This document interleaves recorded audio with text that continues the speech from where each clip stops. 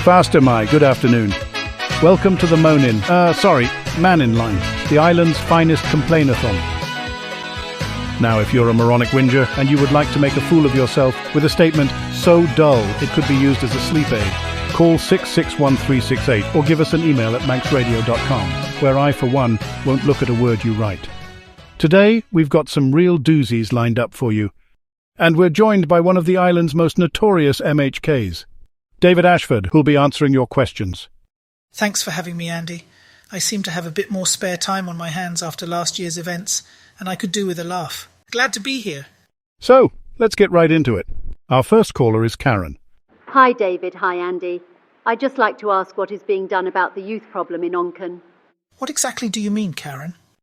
I'm talking about the Onken Mafia, David. I'm terrified of them. I haven't left my house in 2 weeks.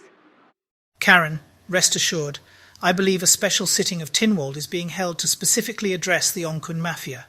Personally, I hope the ministers of all departments work together to ensure the total annihilation of these villainous do-badders. Thanks, David. I hope something can be done soon. They're like a persistent case of gorse on our beautiful hillsides. They started hanging around ShopRite, and before you know it, they're everywhere, making a mess of things. Not to mention a lot like gorse, they're all pricks. Yes, thank you for that, Karen. Moving on, we've got Terry on the line. Hiya, fella. Right, what it is, how's the island going to cope with 100,000 people? That's ridiculous. It only takes me 20 minutes to get to work. We won't cope. Well... Grania, where's that head? 1 second, Andy, 1 second. Holy hand! Terry? Sorry about that, Andy. You know what these Manx hens are like. That's okay, Terry. Are you all right? Fine, fella. Just another day in Foxtel. Anyway, I was in Sam Webb's the other night, and I've heard, and hear me out here, I've heard that the island might actually sink.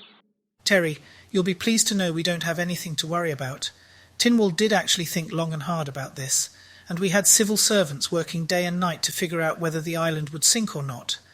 They figured out that the island weighs 921,278,800 metric tons, and an additional 20,000 people would only add roughly 1,240 tons. So theoretically, we should be fine. Right, well, you know what they say about come-overs, don't you? They're like seagulls. Noisy, intrusive, always trying to steal our chips. But we're a resilient bunch, us Manxies, yes? Okay, thanks, Terry. I've got Debbie on the line. Hello, Debbie. Right. Hello?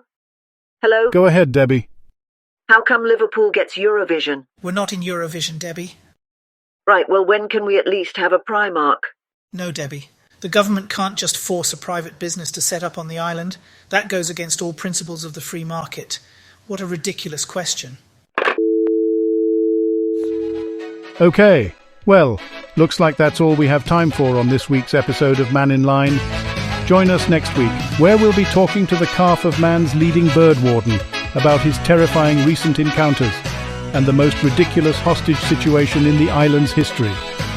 On tomorrow's Open Line, are you paying too much for your eggs? Are there too many rocks on Marine Drive? And should the Isle of Man Idiot Parking Facebook page be established as a legal entity? That's all for now. Bye!